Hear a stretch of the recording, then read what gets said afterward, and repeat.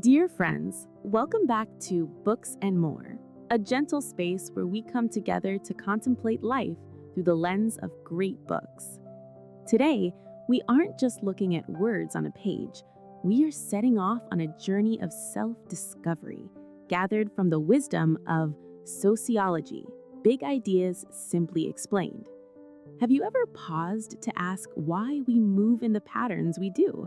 Why does the world around us function the way it does, even in its most confusing moments? Throughout this video, we will explore the guiding spirit of sociology across 6 meaningful chapters. We will travel back to find the first foundations of how our ancestors built society, then look bravely into the wealth gaps and inequalities that still divide us. We will find ourselves in the rushing heartbeat of modern cities and feel the pull of a global world where borders are fading. Finally, we will reflect on that most personal question: who are you? As we navigate the shared rules of family, work, and the social institutions that shape our every breath. In the noise of daily life, it's so easy to lose sight of ourselves and our place in the community. That's why I invite you to slow down, find a quiet moment, and truly listen to your own thoughts through these reflections. I hope these big ideas feel close to your heart, offering both comfort and clarity to the questions we've carried for so long. If you like this video, please click the like button and subscribe so that more people can join our journey. Thank you for following along. Now, let us begin our journey together. Building the foundations. The first idea is about how society works. From the very beginning, we have always been social creatures. We do not live in isolation. Instead, we gravitate toward one another, forming families, tribes, and eventually vast nations. But what is it that truly holds these groups together, and why do they change over time? In the book, the author leads us to explore the first foundations of sociology through the eyes of thinkers who were the first to treat human behavior as a subject of serious study. We begin our journey with Ibn Khaldun, a 14th century philosopher who identified a vital force he called asabiya, or social solidarity. According to the author, Khaldun believed that this sense of shared purpose and belonging is what allows a community to thrive and grow. We can almost feel the weight of his observation that a nation is never truly destroyed by a physical defeat, but rather by a psychological one, when the spirit of togetherness finally breaks. As we move into the era of the Scottish Enlightenment, the author shares the concerns of Adam Ferguson, who watched the rise of commercial capitalism with a mix of hope and fear. Ferguson observed that while economic progress is desirable, it often comes at the cost of the fellow feeling and civic spirit that once bound us. We see a reflection of our own modern world in his warning. When self-interest becomes our only guide, the very values of loyalty and honor that sustain society begin to crumble. In the book, the author also introduces us to Auguste Comte, the man who dreamed of a science of society. Comte believed that the same methods used to understand the laws of physics could be applied to human interaction. According to the author, Comte envisioned sociology as the queen of sciences, a tool we could use to move past the chaos of revolution and build a more stable, rational world based on evidence rather than mere speculation. In this landscape of evolving ideas, the author highlights the remarkable courage of Harriet Martineau.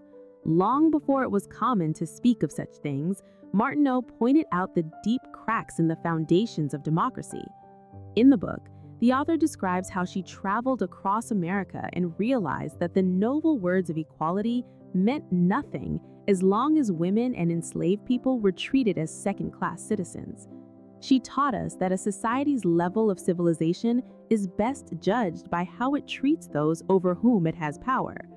Her voice reminds us that the study of society must always include the voices of the marginalized. At the same time, we encounter the transformative ideas of Karl Marx, who saw history as a series of class struggles. According to the author, Marx believed that the material conditions of our lives, how we work and who owns the tools of production, determine everything else about us. We feel the tension he described between the bourgeoisie and the proletariat, a conflict he believed would inevitably lead to a more just and classless future. As the industrial world grew, the author leads us to reflect on the changing nature of our relationships through the work of Ferdinand Tönnies. He spoke of the transition from the warm, intimate community of the village to the impersonal, calculating society of the city. We often experience this contrast ourselves, feeling the difference between a natural will to help a neighbor and a rational will to fulfill a contract. Yet Emile Durkheim offered a more functional perspective on this change. In the book, the author notes that Durkheim saw society as an organism with interrelated parts. While we might seem more individualistic today, we are actually more dependent on each other than ever before because of the specialized roles we play. This organic solidarity is what keeps our complex world from falling into a state of anomie or normlessness, where we might lose our sense of direction and purpose. Finally, we encounter the profound reflections of Max Weber on the rationalization of the modern world. According to the author, Weber feared that our obsession with efficiency and bureaucracy was creating an iron cage of rationality. We see this cage in the cold calculations and rigid rules that often define our workplaces and institutions today. Weber worried that in our quest to manage everything through logic, we might lose the very enchantment and meaning that make life worth living. These early foundations are not just old theories. They are the first attempts to map the invisible forces that shape our everyday existence. They help us understand that our social world is a human creation, built upon a foundation of shared needs, constant struggles, and the enduring hope that by understanding our society, we can eventually make it better for everyone. Social inequalities. Why do injustice and discrimination exist? As we walk through our modern cities, we often witness a world of stark contrasts.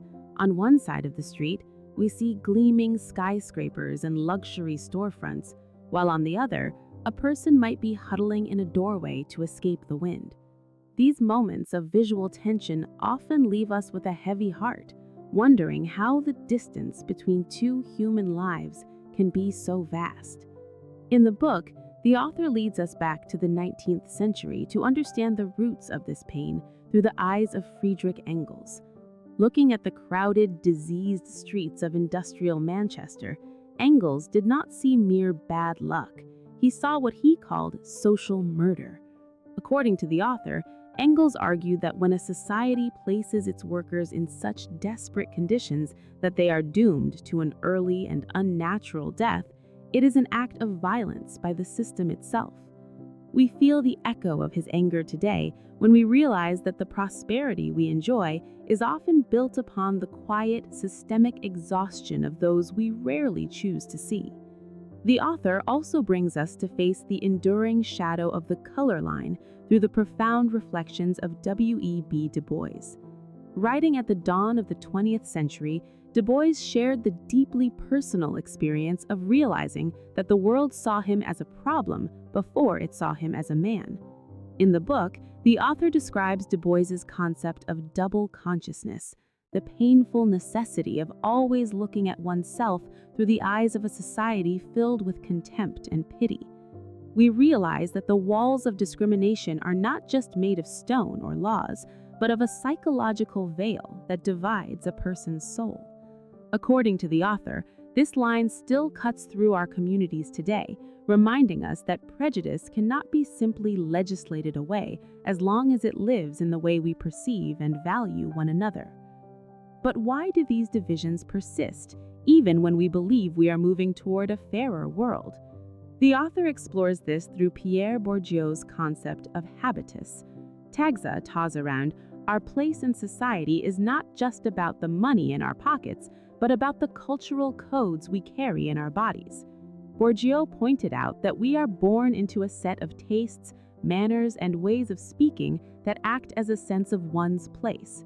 We see this in our own lives when we feel like a fish out of water in certain social circles. According to the author, the wealthy pass on cultural capital to their children, a way of being that ensures they remain at the top, while others are left feeling that they simply do not fit. It is a sobering thought to realize that our very identities can be shaped to reinforce the walls of class. The emotional cost of trying to climb over these walls is captured by Richard Sennett in his study of the hidden injuries of class. In the book, the author shares the stories of workers who sought a better life through education, only to find that their success felt like a betrayal of their roots. Sennett observed that these individuals often carry a quiet sense of indignity, feeling like an imposter in a world that still looks down on manual labor. According to the author, the tools of freedom, like education, can sometimes become sources of shame when the system makes individuals feel that any failure is a personal lack of talent rather than a result of an unfair start. We feel the weight of this struggle, recognizing that the American dream often carries a hidden price tag of loneliness and self-doubt. Inequality also weaves itself through our most intimate roles, a reality addressed by Bell Hooks and Sylvia Walby. The author highlights Bell Hooks's powerful critique of what she termed the imperialist, white supremacist, capitalist patriarchy. She reminded us that we cannot speak of justice if we only look at one piece of the puzzle. According to the author, Hooks argued that feminism must be for everyone, specifically addressing how race and class overlap to create unique layers of oppression. We see this complexity mirrored in the work of Sylvia Walby, who identified 6 distinct structures, from the state to the household, that maintain the dominance of men. In the book, the author shows us that patriarchy is not a single event, but a pervasive environment, reminding us that our fight for equality must be as multifaceted as the systems that keep us apart. Finally, we are asked to rethink the very meaning of what it is to be poor through the work of Peter Townsend. In the book, the author notes that Townsend shifted the conversation from absolute survival to relative deprivation. He argued that if we are excluded from the ordinary living patterns, customs, and activities of our community, if we cannot afford to participate in a friend's celebration or buy the same books as our peers, we are living in poverty. According to the author, this exclusion is a form of social death. It reminds us that a truly just society is not one where everyone simply survives, but one where everyone has the resources to truly belong. As we sit with these ideas, we are moved to see that the gap between rich and poor is not just a matter of numbers, but a matter of how much humanity we are willing to grant each other. Urban heartbeat: how the city and modern habits change us. Every morning when we step out of our homes and join the flowing river of people on bright, busy avenues, we often feel a quiet sense of overwhelm. The honking of cars, the flashing neon signs, and the endless stream of unfamiliar faces passing by can make our minds feel like they have no room left to breathe. In the book, the author leads us into the reflections of Garrick Simmel regarding the mental life of the metropolis. The author shares that the city is not just a collection of buildings, but an intense psychological experience. To survive amidst thousands of rapid stimuli every second, we have unconsciously built for ourselves a blasé attitude, a protective veil of indifference to keep our souls from exhaustion. We realize that the coldness we sometimes encounter on the street is actually a defense mechanism, helping us focus our energy on those who truly matter instead of being swallowed by a sea of strangers. Living in the heart of the city, we also find those small corners where people still greet each other, where old grocery stores sit quietly between towering skyscrapers. The author emphasizes the importance of these spaces through the vision of Jane Jacobs. According to the author, Jacobs believed that the soul of a city does not lie in the grand top-down plans of experts, but in the sidewalks themselves and the natural interactions of the residents. The author tells us that a safe and vibrant neighborhood relies on eyes on the street, neighbors and shopkeepers who together create a warm, natural web of surveillance. When we walk along these paths, we feel what she called a sidewalk ballet, where every chance encounter contributes to a resilient social bond. However, the modern city also brings a lingering anxiety about the loss of our individual essence. The author shares the story of the McDonaldization of society through the ideas of George Ritzer. We see ourselves living in a world where efficiency, calculability, and predictability are placed above all else. From fast food to educational services, everything is standardized for maximum convenience. But in this process, the author also emphasizes that we are slowly falling into the trap of sameness. When every street corner looks exactly the same, we lose the joy of difference and the unique spirit of our local places. This convenience sometimes makes life feel mechanical, like a perfectly running engine that has forgotten how to breathe. Sharing this concern about a world that is shiny but empty, Alan Bryman introduced the concept of Disneyization to describe how our living spaces are being turned into colorful theme parks. The author argues that our daily activities, like shopping and eating, are being staged as spectacular experiences, where even the emotions of the workers become a controlled commodity. We sometimes feel like tourists even in our own towns, caught up in artificial themes and hybrid consumption. While these spaces bring a moment of fun, the author also shares that they blur the line between reality and fantasy, making it harder for us to find authentic meaning in our everyday lives. That deep yearning for authenticity is captured by Sharon Zukin through her study of loft living and urban regeneration. The author shares that when old industrial areas are transformed into artistic living spaces, it often comes at the cost of displacing the poorer communities who had been there for generations. We see a mirror of our own struggles in this contradiction.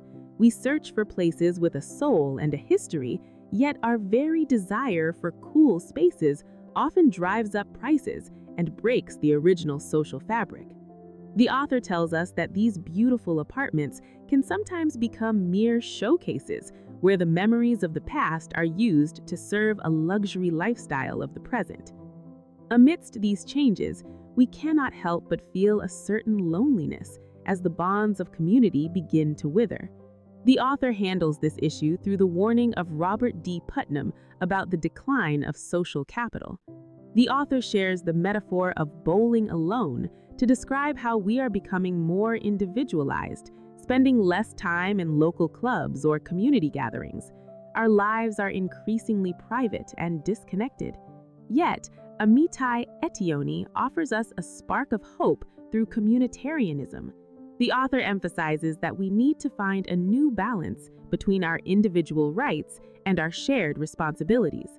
We are reminded that a truly happy urban life comes from the feeling of belonging to a community where everyone is willing to contribute to the common good.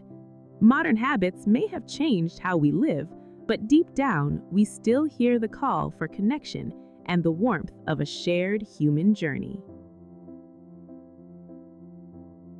World Without Borders: Challenges and Opportunities of Global Connectivity. When we hold a smartphone in our hands, we rarely pause to consider the vast, invisible web connecting us to every corner of the planet. With a simple tap, we can hear the voice of a loved one across an ocean, watch a live event in a city we have never visited, or participate in a global market that never sleeps. The world has grown smaller, and the borders that once defined our reality have become increasingly porous. In the book, the author introduces us to a new era where we no longer live in isolated silos, but in a world that is profoundly interconnected. The author shares the perspective of Zygmunt Bauman, who described this modern condition as liquid modernity. According to the author, Bauman believed that we have moved away from the solid, stable structures of the past into a state of constant flux. We feel this in our own lives as jobs, identities, and even relationships seem to flow and change with a speed that can be both exhilarating and deeply unsettling. As we navigate this liquid world, we see that movement has become a defining characteristic of our time. The author highlights that for Bauman, the capacity to remain mobile is the most valuable attribute of our age. However, the author also emphasizes that this mobility is not shared equally. We are divided into what Bauman called tourists, the socially privileged who float freely around the globe for pleasure or business, and vagabonds, those who are forced to move by poverty or war, only to find themselves excluded and unwelcome. This distinction reminds us that while the world may be borderless for some, it remains a place of rigid barriers for many others. In the book, the author also connects this to the work of Manuel Castells and his idea of the network society. The author says we have entered an information age where power is no longer just about owning land or factories, but about being part of the network. We live in a space of flows where information and money move instantly, yet many of us still reside in a space of places where our physical reality is rooted in local communities that can feel left behind by the digital rush.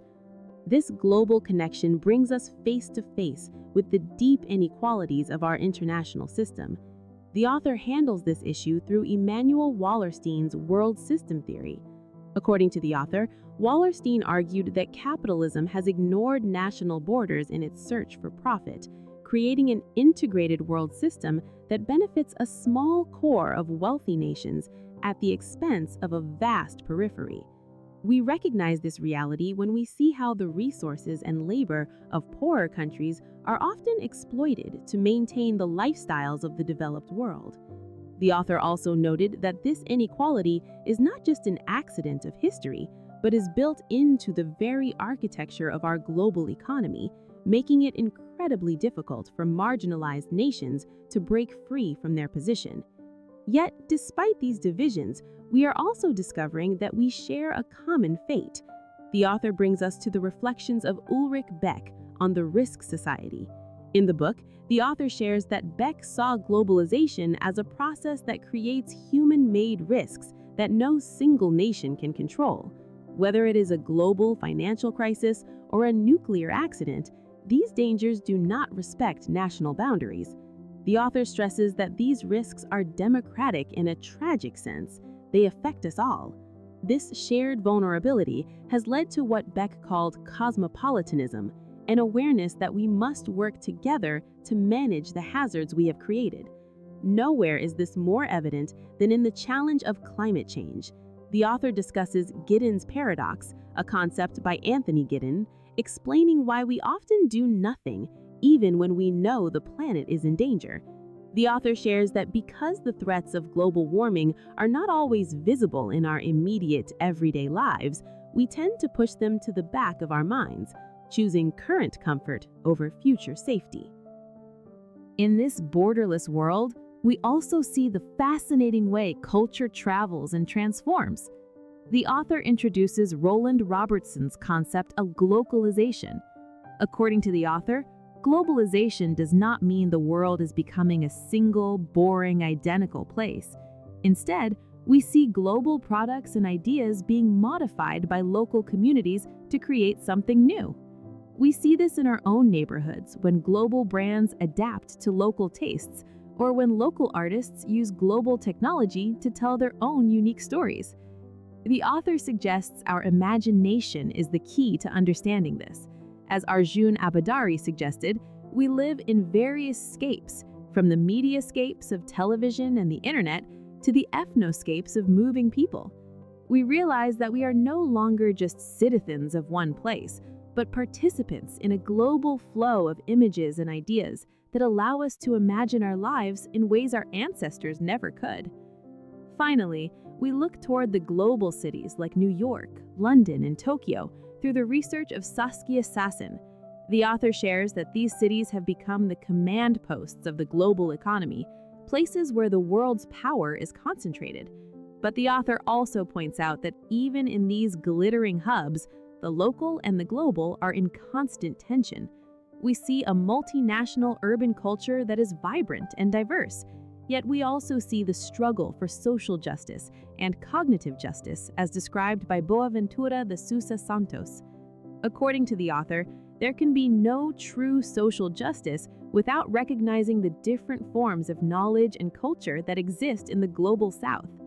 This journey through a world without borders teaches us that while we are more connected than ever, our greatest challenge is to ensure that this connectivity leads to a more equitable and sustainable future for every member of our global family. We are invited to see ourselves not as isolated individuals, but as part of a single, complex, and beautiful human story.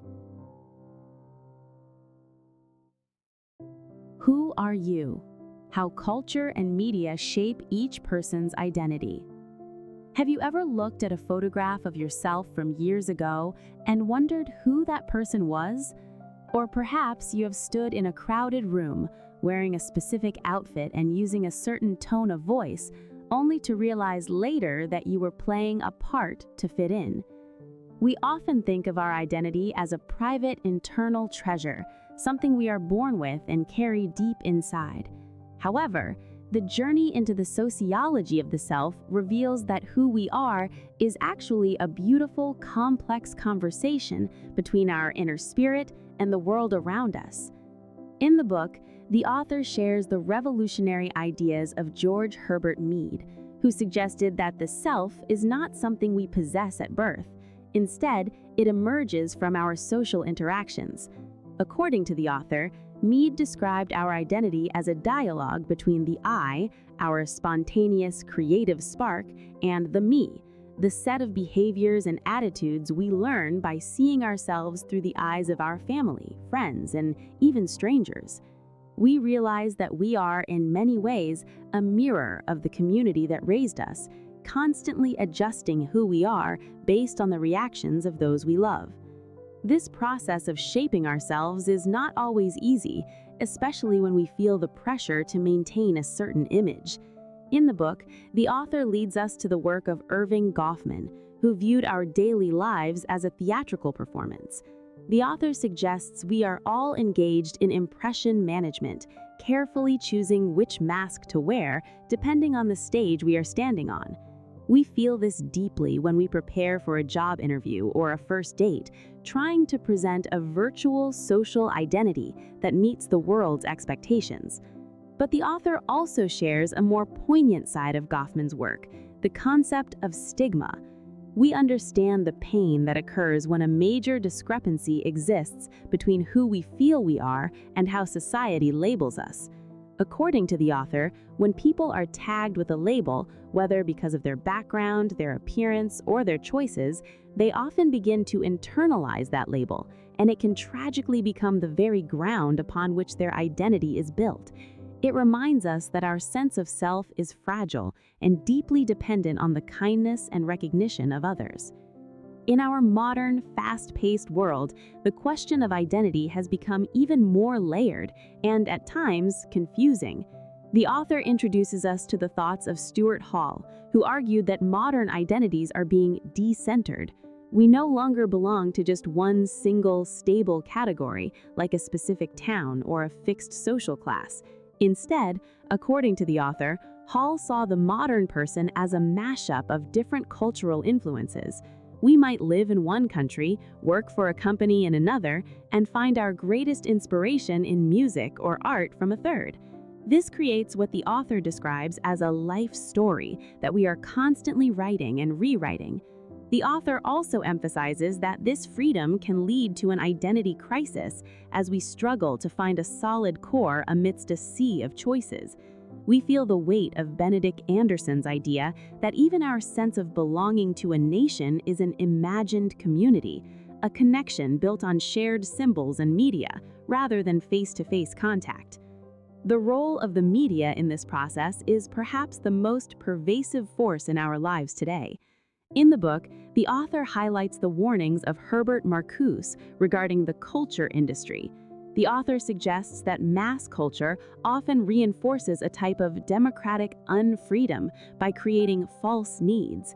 We feel this when we are bombarded by advertisements telling us that we will only be happy if we buy a certain brand or look a certain way. According to the author, Marcuse feared we were becoming cheerful robots, finding a superficial sense of self in our commodities rather than in our own thoughts or rebellion. We see our own souls reflected in our cars, our phones, and our clothes, often forgetting that these are external things that have been marketed to us. The author shares that this flattening of culture makes it harder for us to stand outside the system and truly see who we are beyond our role as consumers. This blurring of reality and image reaches its peak in the reflections of Jean Baudrillard. In the book, the author shares the concept of simulacra, images that have no original in reality but become more real to us than the world itself.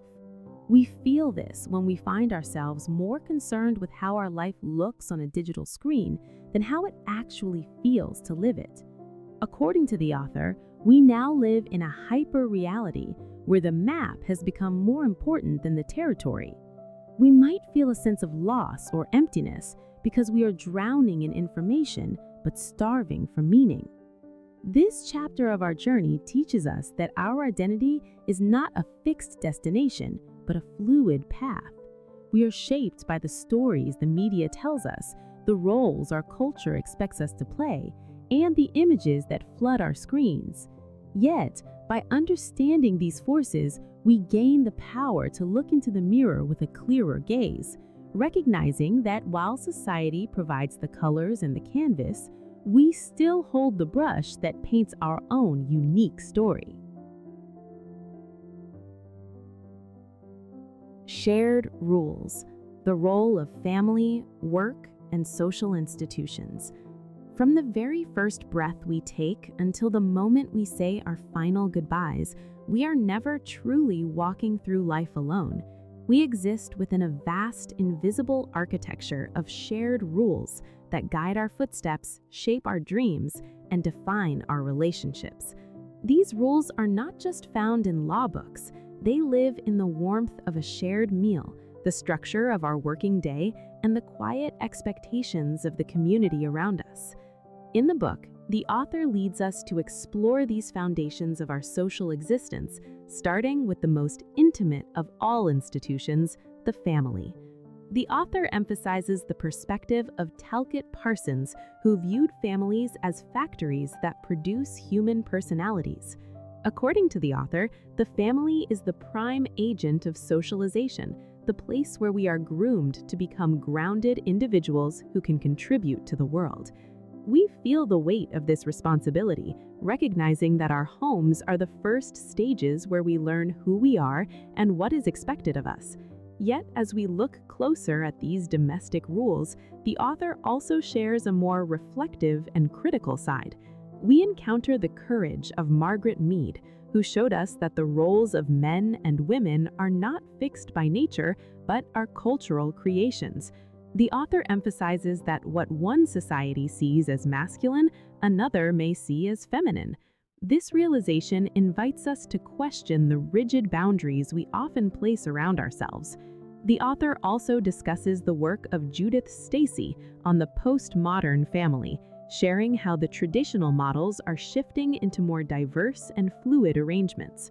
We realize that the rules of family are no longer a single, unchanging template, but a living conversation based on choice and love. At the same time, the author brings in the sharp insights of Christine Delphi and Anne Oakley, who remind us that marriage is often a work contract. The author chimes that the domestic chores and childcare that often fall to women are a form of unpaid labor that remains largely invisible. We feel the echo of their call for fairness, recognizing that true intimacy cannot flourish where one partner's time and effort are devalued. When we step outside our front doors, we enter the world of work, another powerful institution that sets the rules for our adult lives. The author leads us into the reflections of Max Weber on the Protestant work ethic, explaining how our modern drive for profit and efficiency began with a religious sense of calling. According to the author, we are now often trapped in an iron cage of rationality where every hour is measured and every action must be efficient. We see this reality mirrored in the work of Harry Braverman, who observed the de-skilling of the workforce. The author shares that as machines and management take over the thinking part of labor, the worker is often left to perform mundane, repetitive tasks. We feel the sense of loss, he describes, the loss of pride in craftsmanship, and the alienation that comes from being a mere hand in a giant machine. The author also explores the modern reality of emotional labor through the work of Arlie Russell Hochschild. We recognize ourselves in her description of the service worker who must not only perform a task, but also sell a feeling. The author chimes that when we are forced to manufacture a genuine smile for a job, we risk becoming strangers to our own true emotions. Beyond the home and the office, the author brings us to consider the overarching power of the state and the social systems that govern our behavior. According to the author, Michel Foucault saw government not just as a political body, but as the conduct of conduct, a way of managing men and things to maximize the welfare of the population. We realize that we are governed not just by force, but by normalizing technologies that teach us to monitor and discipline ourselves. The author also shares the warning of Robert Michels regarding the iron law of oligarchy, noting that in any large organization, power tends to concentrate in the hands of a small elite. This reminds us to stay vigilant and to value our individual voices within the grand machinery of society. As we navigate these rules, we also learn how society defines what is normal and what is deviant. In the book, the author leads us through the work of Robert K. Merton, who explained that when a society promises a dream but does not give everyone the tools to reach it, people are often called forth into antisocial behavior as a response to that strain. According to the author, Howard S. Becker took this further with labeling theory, sharing that deviance is not in the act itself, but in how others respond to it. We feel the weight of this truth when we consider how a simple label can change a person's entire life story. This journey through the shared rules of our institutions teaches us that we are all part of a single, complex fabric. While these institutions provide the structure we need to live together, the author reminds us that they are human creations, and therefore they are ours to change. We are invited to look at the family, the workplace, and the state not as cold, immovable walls, but as the ground upon which we can build a more just and empathetic world for everyone. If you like this video, please hit the like and subscribe button so that more people can know about it. Thank you for your support. Wishing you a pleasant evening and happiness with your family. Goodbye, and see you in the next videos.